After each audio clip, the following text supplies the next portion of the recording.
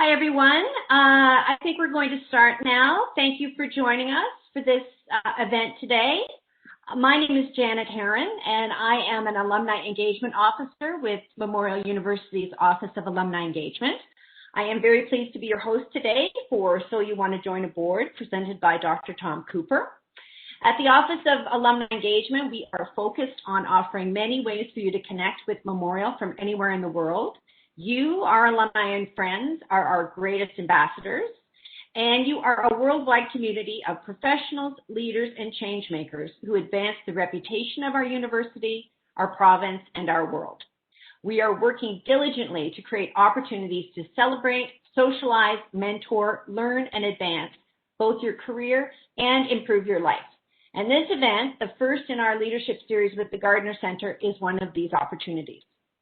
The Gardner Center is part of the Faculty of Business Administration at Memorial. They are an award-winning professional development hub that offers practical certificate programs and courses in a variety of business, leadership, and organizational topics. With the onset of COVID-19, the Gardner Center has moved all training online, which can now be accessed worldwide. Being known for practical professional development, the Gardner Center has worked hard to maintain a high level of interactivity and engagement in the virtual classroom, and I encourage you all to check out what they have to offer. I'll also be monitoring the Q&A function that you see on your screen. So if you'd like to ask a question, you need to type it in there. We're not using the hand function for this event. Dr. Cooper will be answering as many questions as possible after his presentation. An important note about submitting your questions using the Q&A function, you'll have to keep your questions short, under 250 characters. The system, for some reason, doesn't accept questions longer than that, so please keep that in mind as you're asking and typing. You should also, we only have one panelist, so you can just address your question to everyone or Tom, and I'll be able to see that. It's not too confusing. Now, please note as well that this session is being recorded, and a link will be posted on the Alumni Engagement website very soon after this event concludes. And now I would like to turn the presenter duties over to Dr. Tom Cooper of the Faculty of Business Administration, who will discuss the different types of boards, the role of directors, and the pros and cons of serving. So 1 second, I'm going to get our screen up to our presentation, and I'm giving the ball over to Tom. And Tom. There you go, Tom. Great. Awesome. Thank you so much, Janet. Thank you, everyone, for attending, whether it's in the morning where you are or the evening or the afternoon, etc. So this is a session today. So you want to be on a board, and what does that mean, and what are some of the things to think about? And moreover, what should you anticipate if you're going onto a board? Like a lot of things in my life, this is one of the elements I could probably spend a good 10, 12 weeks going 3 hours a week talking to you about all these kind of board issues, etc. And we're going to try and do it in 20 minutes. So this is very much a whistle-stop tour, but hopefully you'll get some points maybe to get in your head and start to think about and investigate a little bit more. So first question, what's a board? A board is really part of being the overall governance of an organization. And we see lots of different types of boards, whether they're in the for-profit, not-for-profit, public sector, etc. And the reason we have a board, and this is one of the things actually my students sometimes kind of question, say, what do we need a board? Is a board is part of how an organization is governed. And by what we mean by governed is it helps, once again, formalize how an organization is run. Now, the vast majority of boards are actually in the not-for-profit or in the public sector. There is kind of formal private sector boards, etc. The ones that already see where people are in suits and talking about multi-billion-dollar issues. But for the most opportunities are normally for boards being on a volunteer board, and we're going to talk about both different types. Okay, next slide. Janet's working. It's not going to the next slide. I think it's because I haven't gone over to. Sorry, this is the wonders of technology these days. So there we go. Okay. Onto there. Okay, awesome.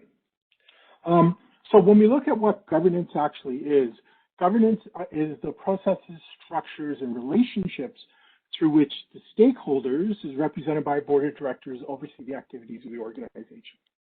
And I think, once again, as an academic and as someone who has a lot of lived experience, whether it's being on boards and advising boards, etc., I think those first three words, those processes, structures, and relationships, are so important when you're asking the question, so I want to be on a board. And as I mentioned earlier, in kind of the overview, there is so many different types of governance boards. There's private sector, there's working boards, there's policy boards, there's results-based boards, and it really depends on the nature of the organization and the sector that you're in, depending on the type of board and the type of governance framework that you're going to have. So a good approach to governance allows a board to do a number of different things. First of all, it allows you to focus on the larger issues.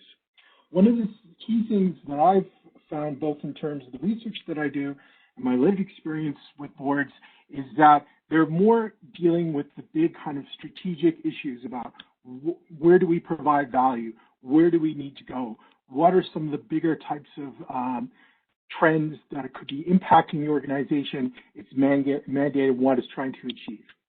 The second thing that a board does, and it's important to know, is that it delegates authority. So when an organization is incorporated, a board is formed, and then the board ultimately appoints the executive director, the chief executive officer, etc. That delegation becomes very important. They also have responsibility for controlling management's job without meddling in it.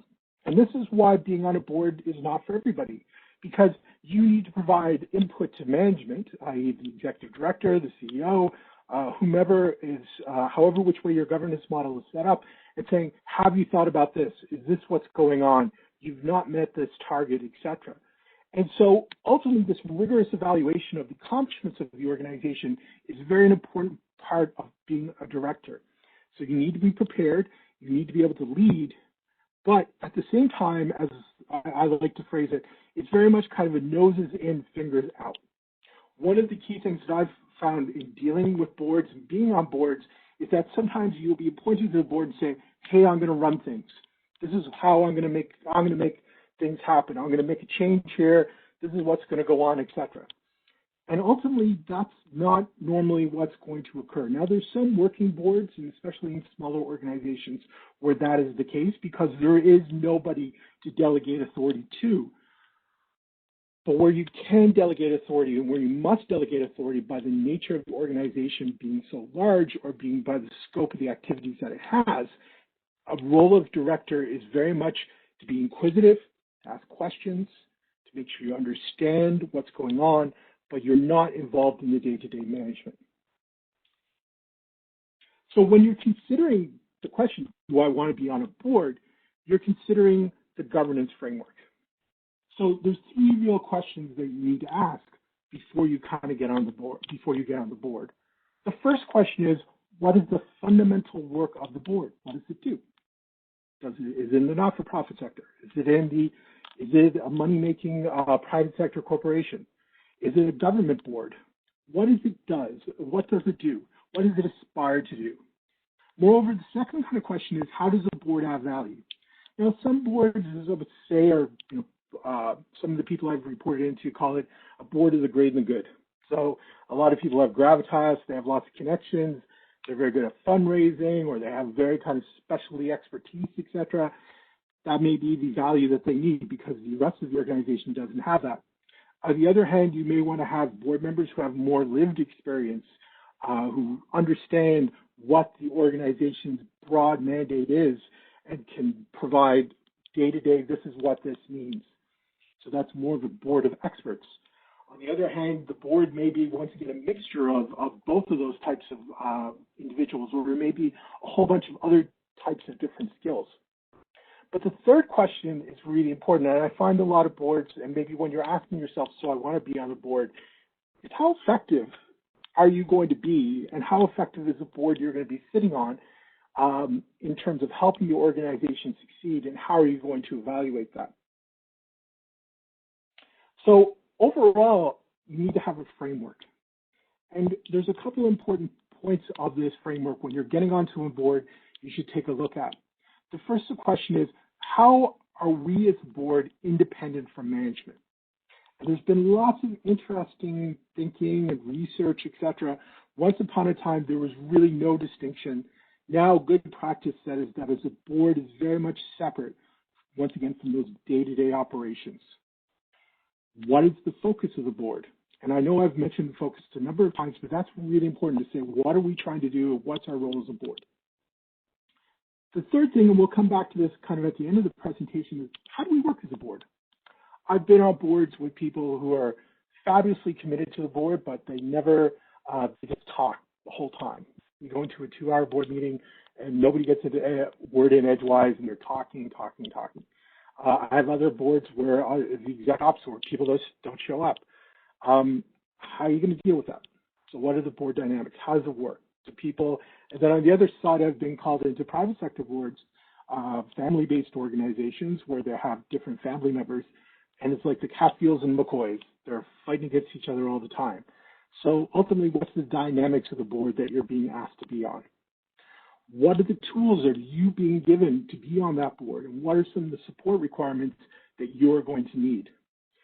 And then the final kind of part of the governance model that really needs to be defined is, what's the relationship between the board and the chief executive officer or the executive director if it's more in the not-for-profit sector? And that's important. So how often are you going to meet? What is going to be the role of the board in terms of shaping the responsibility of the CEO and the executive director?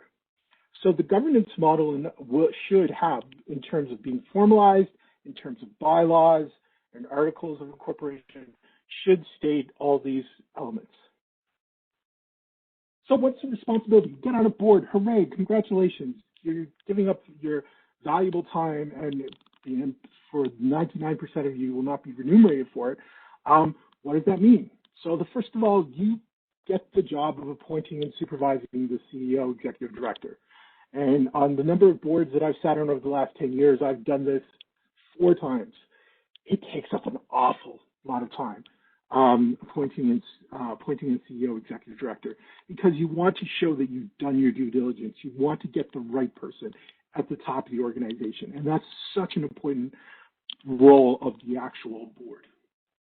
The second one is an element for me of expertise, and something I teach at Memorial, is how do we direct and evaluate in terms of strategy? So what's the long-term vision and mission and strategic priorities of the organization? What are the things that we need to be thinking about in order for us to meet our mandate? What are some of the things that I know that's going on outside in terms of me being a board director that people need to worry about? One of the boards I sit on now, for example, is CPA, so Chartered Professional Accountants in Newfoundland and Labrador.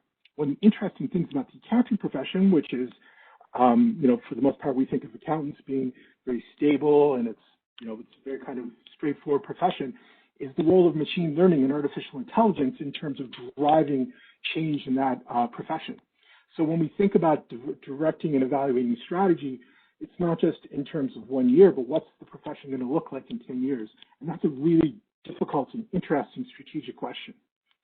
Thirdly, we represent stakeholders and maintain stakeholder relationships.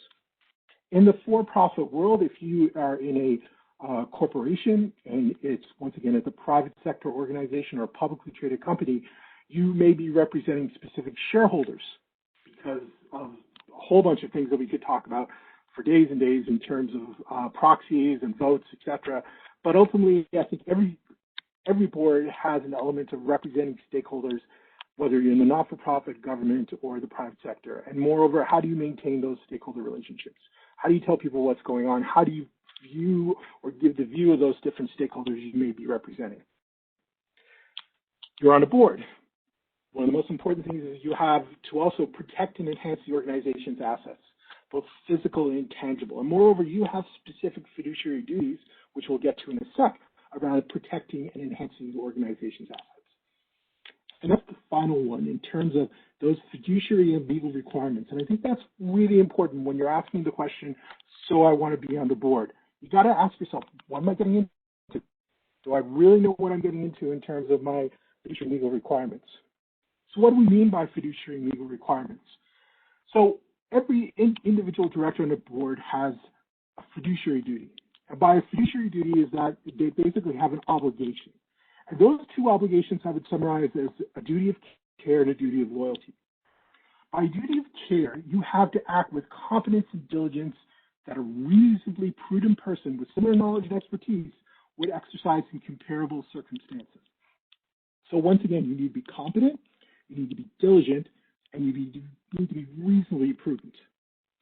The next one is in terms of duty of loyalty, to act honestly and in good faith with the best interests of the organization, not necessarily your best interest, or not necessarily your families, etc., but is the duty of loyalty to the organization. And all the boards that I've worked with and been on, these two elements, this duty of care and duty of loyalty, come to the forefront of almost every board meeting in terms of how do I act with competence and diligence? And secondly, how do I act honestly and in good faith in the best interest of the organization? So those fiduciary duties are very, very important. That's why you're there. And when anytime you go onto a board, there should be an element of onboarding where they're telling our board when you come to the board for the first time and they're talking to you or the organization, whether it's written down or it's being done verbally, and they're talking to say, what are your fiduciary duties and what are your responsibilities? You also need to know at a very high level, what are some of the legislative requirements and environments with which the board operates? So what is the legislation and the common law that define how the organization is going to operate in? Now, if you're in Ontario, it's slightly different than here in Newfoundland and Labrador. If you're in another jurisdiction, whether it's the United States or in the Middle East or even in Australia, once again, there's different legislation and common law. One of the great things to have on a board is a lawyer so they can talk to you about what those legislative requirements are going on. You also have to think about the communities you're serving, and especially in the not-for-profit sector and in the government sector, when you're put onto a board, those communities become very, very important. Even in the private sector, when we think about some of those big kind of strategic questions, which on the negative side could have very serious socioeconomic implications on a community if you decide to move out of there for whatever reason. On the other hand, there can be very positive socioeconomic implications if you decide to reinvest in a specific sector. What are those communities that you're serving? And who are some of the other stakeholders that are involved in some of those strategic questions in terms of, it can be your employees, it can be your customers, it can be your creditors, it can be the government. There's so many different stakeholders that come into place when you're going through these, understanding the legislative requirements of the environment. You also, very, very important, understand what's going on in the industry and what are some of the developments. One of the boards where I am the past chair is Food First Newfoundland Labrador. And we've, over the last year, have to deal with a pandemic. And moreover, the pandemic here in Newfoundland Labrador has really started, as you can see in the news, has really started to bring to the forefront the question around food security, food access, food fairness, food equity, etc. But moreover, when we look at supply chain issues and we look at some of the other sort of things that are going on in the food industry, there's a number of different developments and sector trends that we as board members have to be aware of. And there's also social and political trends and developments that we always, once again, as being on a board, need to understand. Whether it's the role of technology in terms of shaping how boards interact, how they meet, whether it's WebEx or Zoom or another sort of social online platform, or moreover, what are some of the political implications, whether it's in terms of federal government or provincial government, or and moreover, how do society interpret and analyze and view what we do as an organization? Those are some of the big questions that you would have going on at the board. From a structure standpoint, this is kind of, a lot of boards have not only the main board, but they also have committees. So when someone says, hey, you want to be on a board, and you just want to, you may be able just to go onto a board committee, which doesn't take up as much time, where you can still provide that expertise, where you can still provide that interest, instead of having to step up to the wider board. And some of the board committees you see are like audit, which is finance, compensation, strategic planning, etc. One of the important things is the audit committee that reviews every year the audit of the organization, financial audit. That's required to have independent members. And by independent, that means is that it just cannot be management who could be sitting on the board, but instead it's independent members, i.e. they're not being paid or they don't have the majority of their income coming from being on the board. This whole notion of being paid and not being paid, or being a person of management and not being being independent, is a whole area of debate, and it's a whole area of research and thinking. What the conclusion is that most experts recommend the separation between the role of the board chair and the executive. There's a whole bunch of reasons for that.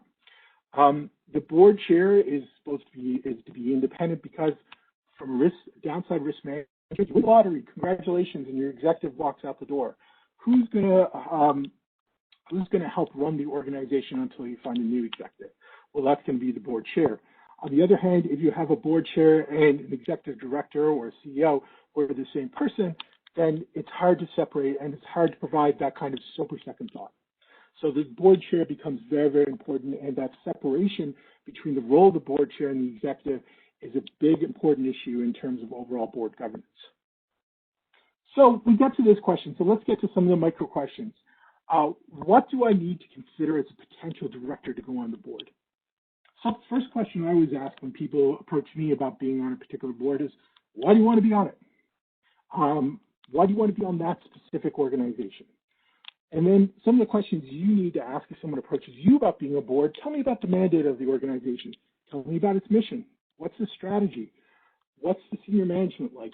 Tell me what your opinion is, because that's going to really kind of inform me about what the organization is going to be like. The second important question is, do I have the time?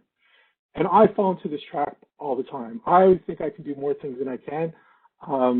And so a lot of times I get onto a board and realize this is taking up way too much time. On the other hand, so I think it's always important to really understand the time commitments. And moreover, being an executive director, i.e. you're the chair, the vice chair, the board secretary, the treasurer, et cetera, may take a lot more time than just being a regular director. And depending on the organization's mandate, mission, strategy, its scope, its size, it's going to take up more time than other organizations. So you really have to ask the question, do I have the time to do this? The third question is, where will I add value? Personally, when I go into an organization, I could say, well, I'm a business school professor. There's good things about that, and there's bad things about that. I understand strategy. I understand organizations. I can understand financial statements at a high level. There's a number, but if you start to get into me about fundraising, that's not my area of expertise. If you get into my, I'm not a HR professional, so in terms of hiring and dismissing potential employees, once again, that's not an area of expertise.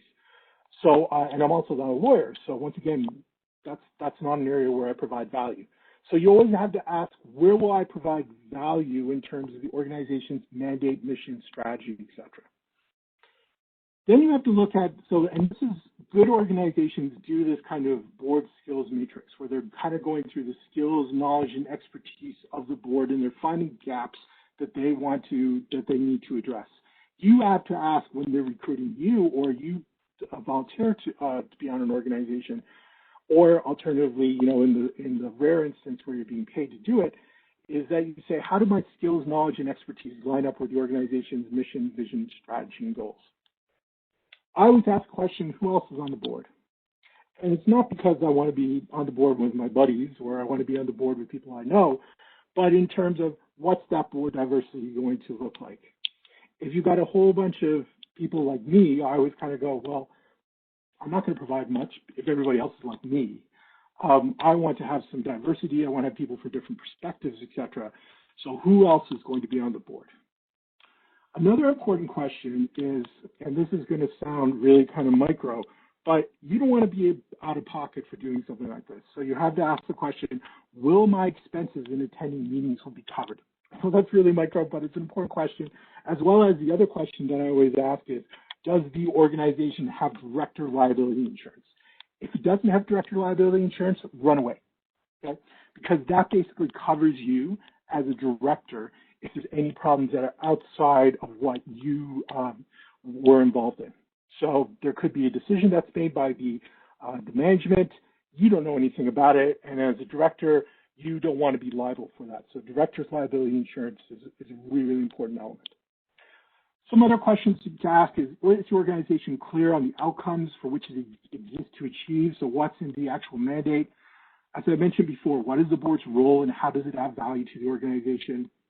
Is that separation between the roles and responsibilities of the board and management formally documented, commonly understood and respected in practice, all those sort of elements? What processes are in place to ensure that there's sufficient time to look at these trends? Do you get the board minutes at least 2 weeks in advance?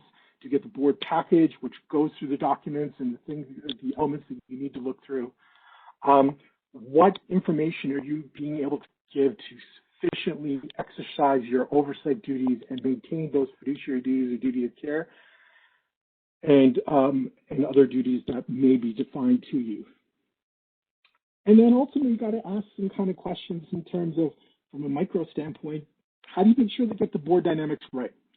So what size of the board is appropriate? What diversity inclusiveness, which is a really important question these days, what are those kind of elements that you need to make sure from a diversity and inclusiveness standpoint are going to be in place? Increasingly, we're looking for people not only from a gender diversity or person of color diversity, but also in terms of lived experience. And moreover, that inclusiveness in terms of if someone comes in, how are you going to help them be part of that effective board dynamics and help in the oversight and decision making? The third element, and this is mostly the role of the chair, but is also the role of the board, is how do you enhance group discussion? How do you make sure that you have, when people go to meetings, they're purposeful and efficient, especially if you're dealing with, if you got a 2-hour meeting, how do you make sure that you have really good group discussions and you get through those 2-hour meetings in a purposeful and efficient manner? How do you evaluate performance? How do you determine what is the board actually doing its job? How do you regularly evaluate what are you doing? And moreover, the final kind of really important question, this is super, super important for boards, is how do you set the appropriate tone at the top in terms of the organization's ethics and values? Because your ethics and values need to match those of the organization. Otherwise, this is where we see problems and this is where we see issues. And you need to be having ethics and values at the back of your head all the time.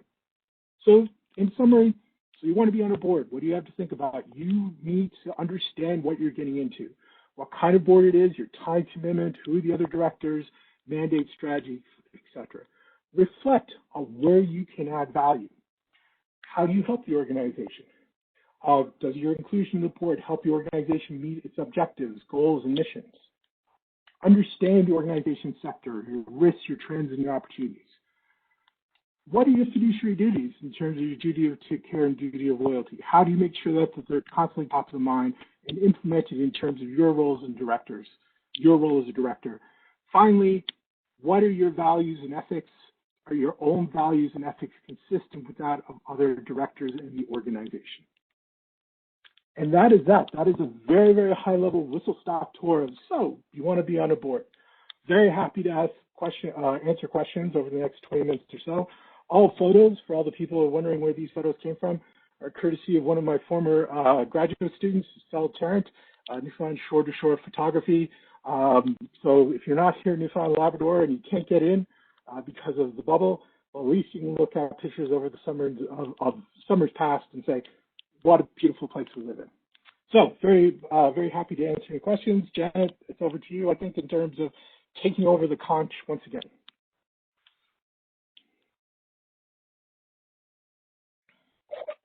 I'm coming back on. I'm just starting my video back up again. Thank you, Tom.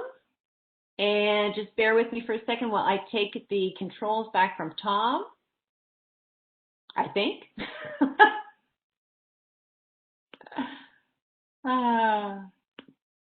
But you can hear me, everyone can hear me, correct? Yes. So we do have some questions. We do have some questions. Thank you so much for all of that. It's so much to think about, and it's obviously such an important topic that we all should be aware of. Sorry, I'm just messing around here. I just need to find my questions. Too many screens, people. Okay. Kathy Skinner would like to know, what level of experience are boards generally looking for?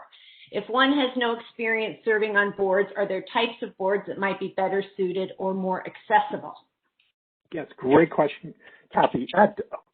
One of the things in the boards that I'm on and when we're recruiting board members is that there's always it's almost kind of going back to that knowledge, skills matrix and expertise matrix where you're kind of asking, okay, what do we really need right now? And at some point, everybody has to start on a board.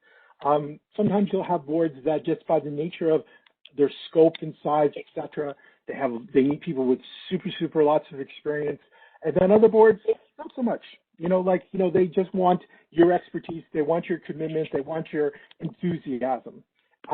I find, especially here in Newfoundland and Labrador, and I would kind of extrapolate that to most other parts of Canada, being in the not-for-profit sector, there's a lot more opportunities there than being in some of the kind of government ones, etc. Here in Newfoundland and Labrador, we also have the Independent Appointment Commission. They have lots of different boards opportunities there, and you just go to apply, and then they take a look at you. It takes a while, but they'll say, okay, yeah, you have the knowledge, skills, and expertise we're looking for. So ultimately, I would say that it really, I'm going to sound like a business school professor, but the answer to the question, Kathy, it depends. Okay, good answer. Here's a question from Glenn Rowe. He's wondering, how will the January 2020 amendment to the CBCA change corporate governance? He's referring to item 122 1.1. That's a very technical question, Glenn. Yeah, and this could be Glenn Rowe, who's a professor, but I'm not sure. But anyway, Glenn, it's an interesting kind of question. I'm going to have to take a look at it, and I'm going to be a politician, and I'm going to say, that's a really good question, and I'll come back to you on that. So if you want to put that in writing to me, I'll come take a look at it, and I'll get back to you. Okay, here's another one from William King. He's wondering if you have any tips on how to embed division of duties between board and management. Some boards you've been on, especially not-for-profit, that has been a real challenge. That's probably 80-90% of the not-for-profit sector. That's what I'm hearing all the time. Like, how do you keep people coming into my office, Tom, and overlooking my computer? And then on the other side, you have board members going, I have no idea what Buddy's doing. Like, how do I get involved? I think it's really important to the board chair really kind of sets the tone around that. And the second thing that I would have that in writing as much as possible. And so when you're onboarding, when you're having someone to come into the board, you're being very specific in terms of saying, this is what your role as a director is. This is how you can interact. And what are some of the best things that you can do from there.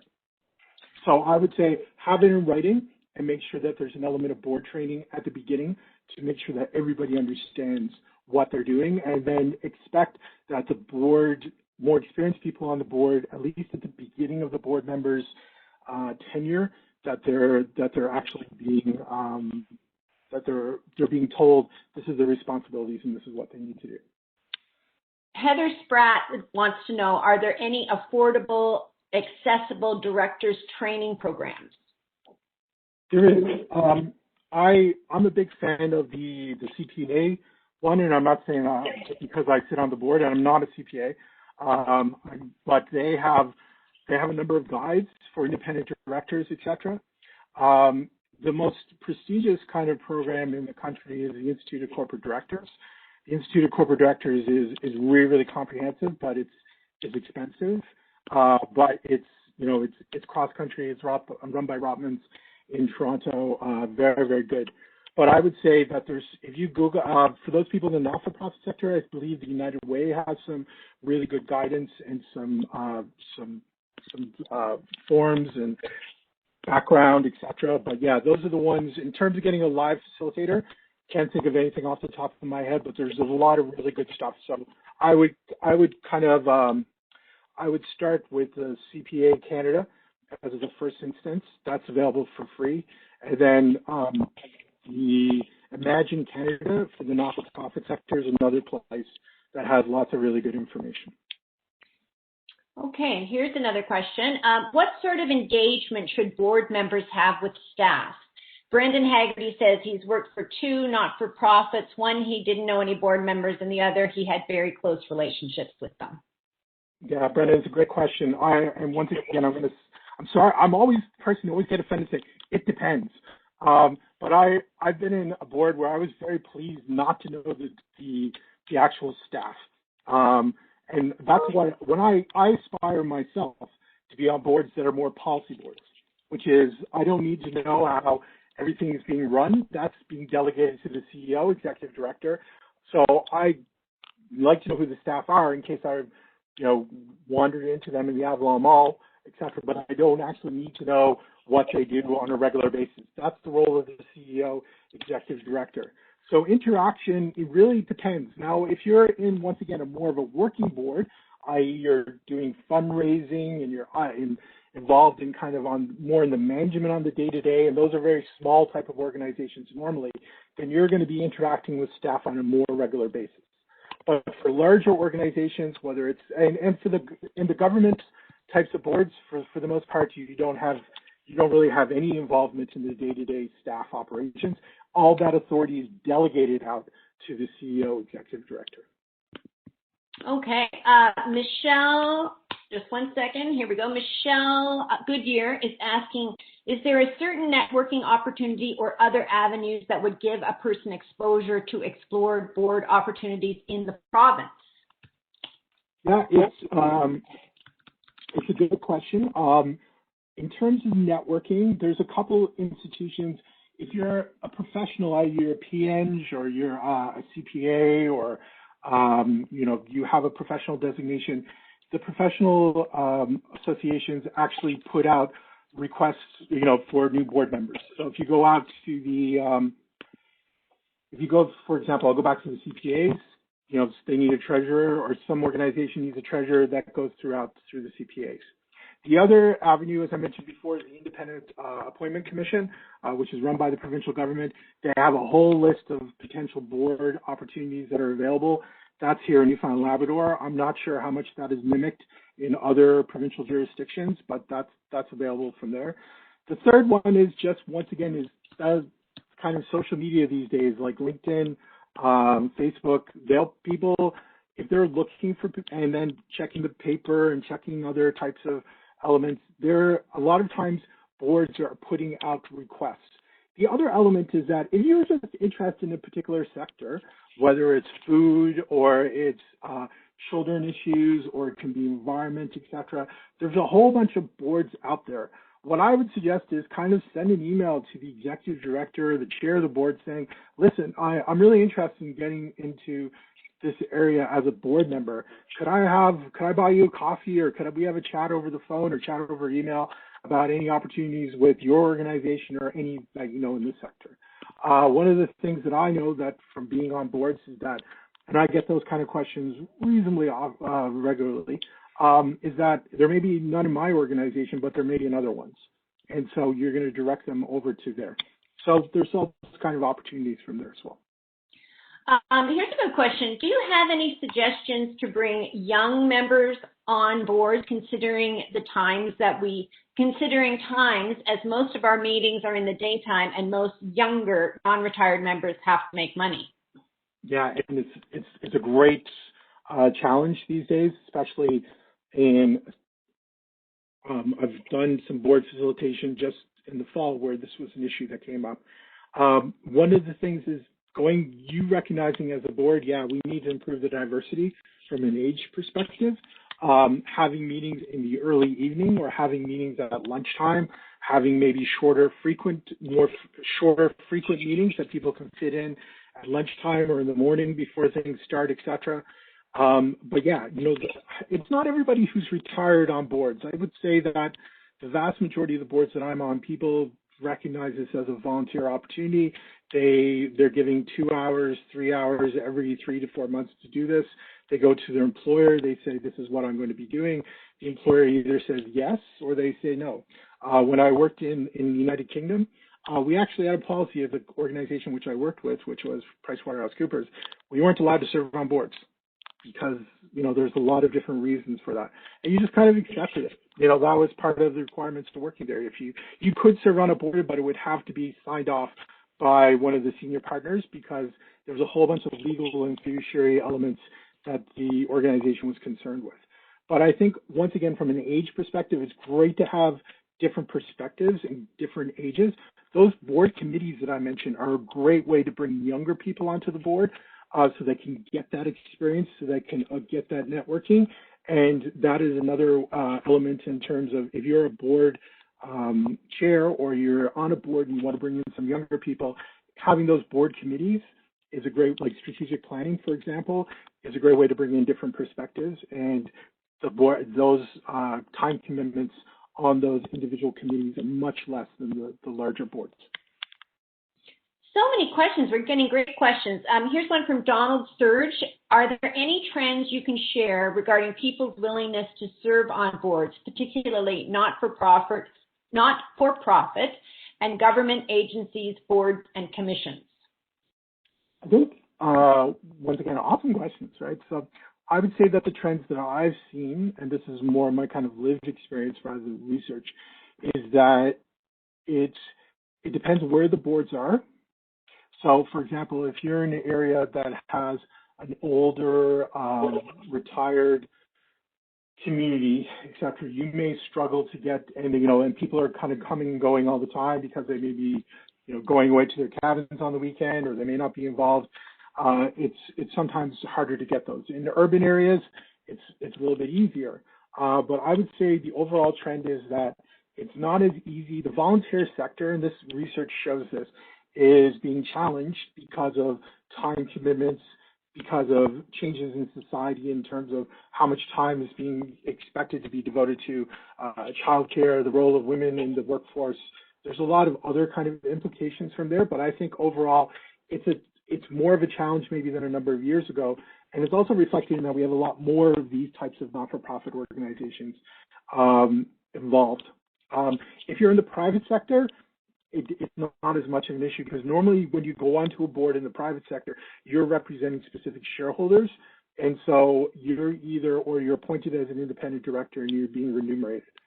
So that's a little bit of a different, but the not-for-profit sector, I'd say the trend is it's more difficult than it was over the last, say, 15, 20 years ago. Okay. What happens when you serve on a not-for-profit board which is unincorporated? Ultimately you have to say, okay, well, if it's unincorporated, where's the money coming in? Now, you may not have a role in terms of having to pay anybody or anything. Maybe it's just we're going to put out thought leadership, or we're going to put out statements, or we're going to talk about, all those sort of things as well. But you're very kind of limited if you're not incorporated, or you're not, whether you're incorporated as a cooperative, or you're incorporated as a not-for-profit or whatever, but you're limited because ultimately, how do you pay people, right? Like somebody has to pay someone, there needs to be a bank account, there needs to be all those kind of things, and it just gets a little bit tangly. So your mandate you still can have a mandate, there's still things you can do. It's just going to be more limited than if you were actually incorporated. We've got so many questions. Here's one from Kim Kelly. She says she currently serves on a board and has been asked to create an orientation for new members. Do you have any suggestions for the orientation, or can you direct her to resources that might serve as a guide? Yeah, the CPA one I think is pretty good. Sorry, you answered that already. I'm so sorry. No, it's all right. It's a great question though. What I will do is, and I know one of my former classmates from the class of '93, Barb Sheaves, was asking if the slides could be made available. So yes, they can. So those slides will be available, and I'll try and provide a couple of links to good board resources and different types of information about informing, etc. A lot of this is not competitive. Sorry, like sometimes in the for-profit world we're competing, and so we don't want to share information, etc. I always say, like, why don't we call such and such organization that's pretty similar to ours and see what they got, and will they be willing to share with us? And I find, especially in the not-for-profit sector in Newfoundland and Labrador, there's a lot of sharing going on, and in the Atlantic provinces as well. Once again, I think most people are pretty willing to share. Some of that's going to be, they may not be willing to share everything, but, kind of what does it mean to be a board director, all those sort of things as well. That's pretty kind of standard, common stuff that you just got to be willing to ask and say, are you willing to share this? And if they're not, they're not. It is what it is. Sometimes they bring in a consultant to get the information done. The consultant doesn't want it to have to be shared. That's okay. That's life, right? But if you can ask around and say, does anyone have this? And they can do it from there. Especially if you have an executive director. The executive director should know other executive directors in that sector, and she or he should be able to go out and ask those kind of questions and get that information for you so that you don't have to find it yourself. Here's a question from Donna Bell. What would you recommend for recruiting new members to a board? Sometimes boards she's chaired have relied on directors to consider and nominate their colleagues. More recently, we've posted a call for expression of interest on social media. That has not been effective and doesn't really help with improving diversity on the board. Do you have any thoughts on that? Yeah, and it's a good question. I've had the exact opposite to the point where previously, a couple of the organizations where I was a board director and a chair, we actually reached out. We would always kind of go through and say, do you know anybody? And that would be kind of the question. We would, within our group, we would actually go and ask, do we have anybody? The problem with that approach is it doesn't lead to huge amounts of diversity, and there's a tendency to get other people who are like us onto the board. The last two board recruitments, and one of them we're still working through, which has taken an awful lot of time. Love the pandemic, and it's mostly my fault. But we just put out a request of interest on social media, and we had something like 45, 50 people apply. It was just amazing. Another one, a board that I'm on, which is social enterprise, is a social enterprise. Once again, we just put it out through the different networks, and we still got another 40, 50 people. I think it's not just social media, but it's kind of a combination of those two things. So going out to your own networks of the board members and the staff, saying, hey, we're looking for people, roughly who have this background. I think the real key thing is asking people to say what you're actually looking for in terms of background. I'm looking for someone from an accounting background, or someone who has fundraising experience, or even someone who has lived experience in an area. And that lived experience could be sales or marketing, et cetera. It doesn't have to be something, access to housing, et cetera. But you want to try and be very specific in your ad what you're looking for, because ultimately, people may look at it and go, well, that's not me. And so trying to find that kind of distinction becomes important. Here's an interesting general question from Jeff Woodland. What are the most common motivations to serve on a board? Jeff, I would say that I think for most part, most people want to give something back. They see it, and this is why, ultimately, as alumni of Memorial University, we know we're privileged because we got to go to a great university, we got to get a great education, so we want to give back to the communities in which we serve. Some people use it as a form of networking, which is great. Like you just get to meet other people, and once again, it's a form of networking. I don't see that as much, maybe for whatever reason.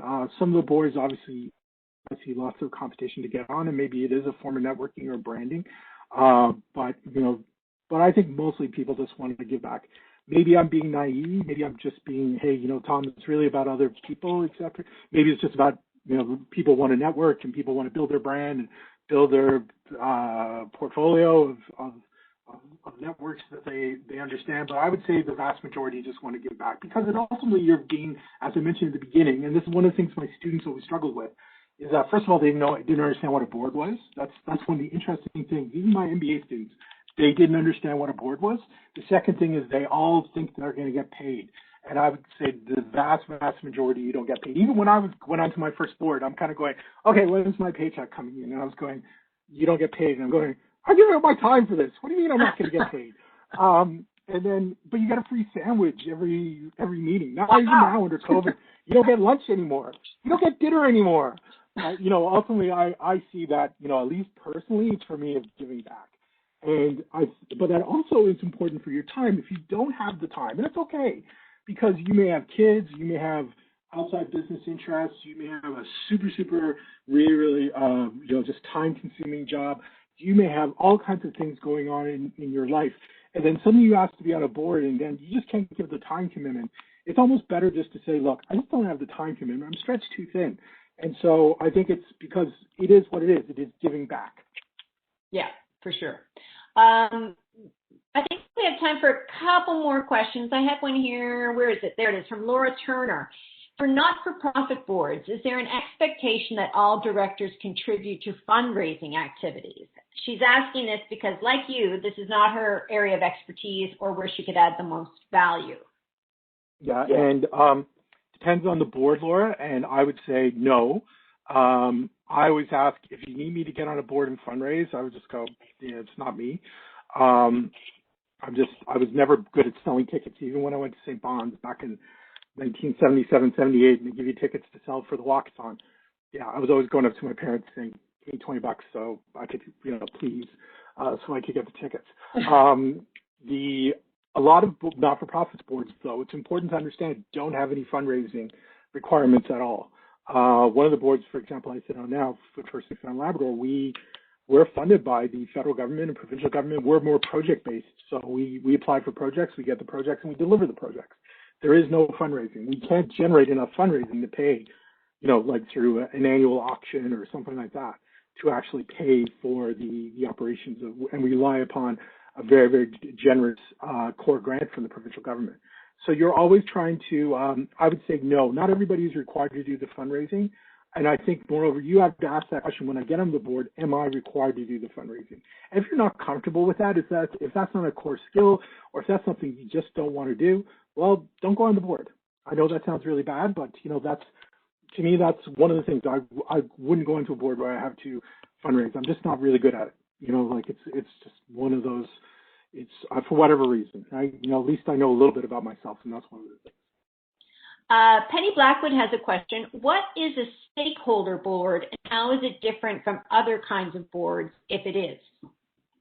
Great questions, Penny. So sometimes in the governance of the organization and the bylaws, they'll actually have set up that there's specific stakeholders who are going to be represented. For example, you could have stakeholders being divided by geography. So you want to have somebody from, say, Western Newfoundland Labrador. You want to have someone from Central. You may also want to have someone who has specific, or from specific industry, etc. So what it's usually doing is say, what is the mandate of the board, and who do we represent, and who are those stakeholders that we want to make sure that we're getting their perspective and we're getting their buy-in, so you bring them onto the board. That is normally defined in the bylaws and the governance structures, etc. And it gets tangly because at some point you have to say, for example, if you have stakeholders who may be representing a specific community or representing a specific group, where does their fiduciary, where does their duty of loyalty lie? Does it lie to the stakeholder group who they are, or does it lie to the organization where they're sitting on the board? So it's a real tangly sort of area, but there is those kind of stakeholder boards who are very, very specifically defined. Moreover, globally, if you look, and this is sorry, I'm going to sound like a university professor, but that's what I am. If you look in this is what you call participative pluralism in governance, where you have in Europe, you have union worker councils sitting on private sector boards, but that's defined by the legislation. So you would have the worker councils being there and, they're basically saying, no, we don't like this or we don't like that. They're required to sit on the board. So ultimately, you may have to make a very difficult decision that may affect your employees. The European legislation requires that the worker councils are there, that they actually can give voice. Okay.